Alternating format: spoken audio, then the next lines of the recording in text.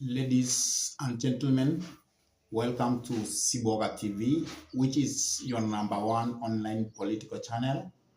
And today I want to dissect for you the two speeches that were made by Kithure Kindiki and President William Samoei Arap Ruto during the swearing in of Kithure Kindiki as the third deputy president of the Republic of Kenya, because I feel that those two speeches actually add a lot of significance to this nation. I did not merely hear them for their sake, but those speeches add what is going to happen in this republic. So that is why I want to dissect for you those two speeches so that we can see how those speeches are going to shape the political arena and the economical arena of this republic.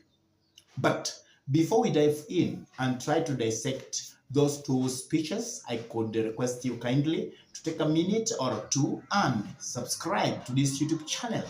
Give this video a thumbs up, share the video to your friends, and if your friends are lovers of politics, then it is good to request them for us to subscribe to this YouTube channel. And whenever you subscribe to our YouTube channel, I request you kindly that you hit the notification bell so that you give YouTube permission to notify you whenever we upload any political content into YouTube. Now, let us go back and try to dissect those two speeches that were made by President William Samoei Arap Ruto and the current deputy, Professor Kithure Kindiki, during the swearing in of Kithure Kindiki as the third deputy president of the Republic of Kenya. Let me start with William Samoei Ruto, the speech that he made. There are striking messages that struck my mind, and those striking messages that were from that speech is actually what I want to tell you. For example, President William Samoei Arap Ruto talked about being the only ballot in the Kenya Kwanza government, that he has been the only one who has been speaking about what the government is doing to impact the lives of the Kenyans, and tried to say about the SHA, which is actually taking it from the NHIF. And he said for 2 years, he has been a lone ranger, and actually told Kithure Kindiki that now because he is coming in, he should assist him to tell the Kenyans what actually the government is doing. What are the projects that the government is trying to implement for the common good for the people of this republic? And he said that now because Kithure Kindiki is in, he's going to use his frenzy, because he's quite frenzy, and he has the frenzy whenever he speaks to the people. And he told Kindiki that he should use that talent, which is God-given, plus the education that Professor Kindiki has, so that he can communicate to the people of Kenya about what the government is doing in reference to what they promised the people of this nation. And he also told Kithure Kindiki that he is very sure that Kithure Kindiki is quite royal, such that if somebody could actually go against him, he can tell Kithure Kindiki to go and face that person. And Kithure Kindiki will actually do that without even knowing why he must deal with that person or why that person has wronged probably the president. And that message never augured well for me, because royalty is mainly to the people of Kenya, is mainly to the welfare, to the protection, to the well-being of this nation, and not merely to the president. Because I feel that sometimes when we stress about royalty, we miss the point. Sometimes I feel that when we talk about royalty, it is about being royal to the president and really not the people of Kenya. Because for some instant, I feel that the former deputy president, Rigathi Gachagua, was actually telling the Kenyan the truth about what was happening. And actually, I think he was impeached because of that. And this royalty issue should not be taken on the surface as such. It should be for the people of this republic.